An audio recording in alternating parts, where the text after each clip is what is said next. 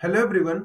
आज इस वीडियो में हम बात करेंगे कि आप कैसे अपने मेडिकल डिवाइस के लिए टेस्ट लाइसेंस अप्लाई कर सकते हो। सबसे पहले जो टेस्ट लाइसेंस है वो मैन्युफैक्चरिंग लाइसेंस के लिए एक मैंडेटरी रिक्वायरमेंट है। यानी कि जब भी आप किसी भी मेडिकल डिवाइस की मैन्युफैक्चरिंग प्लान कर रहे हो तो उसके मैन्युफैक्चरिंग लाइसेंस से पहले आपको उसका टेस्ट लाइसेंस अप्रूव कराना पड़ेगा। जो टेस्ट लाइसेंस है उसका सोल पर्पस, जब स्टार्टिंग में स्मॉल अमाउंट में आप डिवाइसेस बनाओगे, उनकी क्लिनिकल इन्वेस्टिगेशन, उनके लिए टेस्ट, इवेल्युएशन और एग्जामिनेशन करना होता है।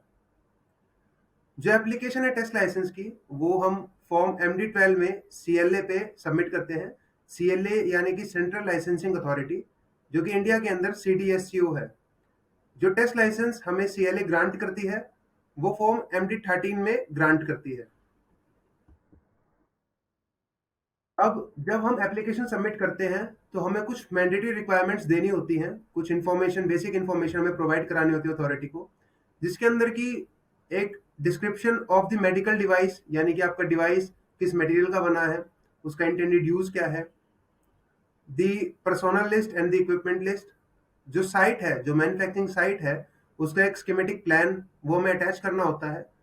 पर डिवाइस के अकॉर्डिंग हमें ₹500 की एक फी सबमिट करनी होती है।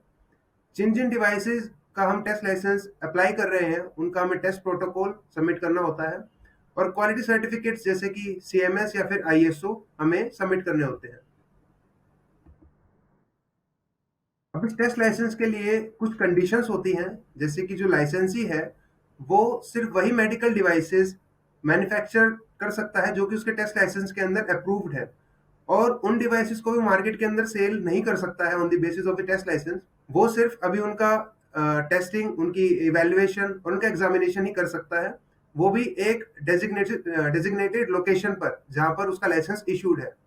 सेकेंडली, जो लाइसेंसी है, जब भी कोई मेडिकल डिवाइस ऑफिसर या फिर DI उनकी साइट पर आएगा तो उनको उनको परमिट करना होगा कि वो अंदर आ सके, उनकी साइट को विजिट कर सके और वेरीफाई कर सके कि जो जो डिवाइसेस अप्रूव्ड है वे सिर्फ उन्हीं का ही टेस्ट और इवेल्युएशन कर रहे हैं।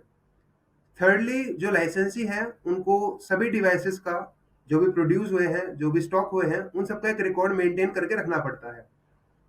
जब आप टेस्ट लाइसेंस की फाइल सबमिट कर देते हो तो जनरली जो अथॉरिटी है उसकी टाइमलाइन 30 डेज की होती है।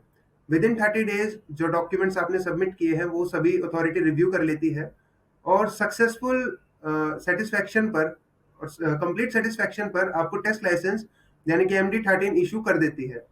लेकिन in case of any dissatisfaction, जो CLA है, जो CDSCO है, वो कोई क्वेरी भी रेज कर सकती है जिसका आप टाइमली रिप्लाई कर सकते हैं और अपना लाइसेंस ग्रांट करा सकते हैं। इंडिया के अंदर टेस्ट लाइसेंस लेना काफी मुश्किल और टाइम कंज्यूमिंग काम हो सकता है।